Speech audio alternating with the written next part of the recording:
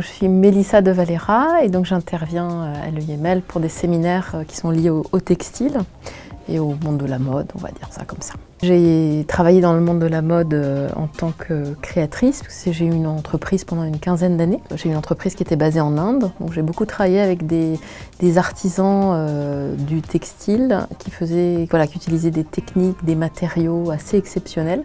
Donc beaucoup de travail fait main et du coup j'ai pas mal travaillé aussi en collaboration avec des créateurs français, parfois issus vraiment du monde du luxe et parfois plutôt du côté de l'éthique et de la mode éthique en fait. L'objectif de ce séminaire a été avant tout de nous présenter différentes manières de manier le textile et de nous faire découvrir aussi davantage de produits et la qualité surtout des textiles.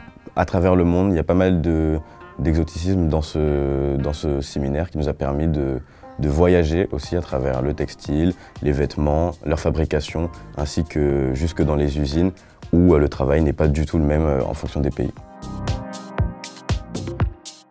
Ce qu'on a pu apprendre sur les textiles, c'est que chacun a sa propriété. Certains seront plus nobles que d'autres, certains seront plus facilement malléables que d'autres.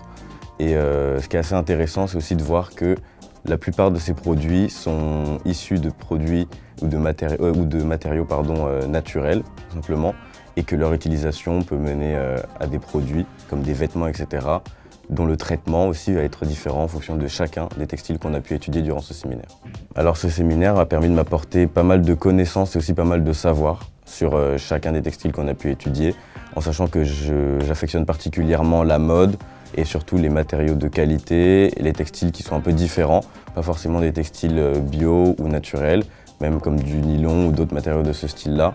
Ça m'a permis d'en découvrir plus et même d'apprendre un peu plus tout simplement sur leur utilisation et leur fabrication.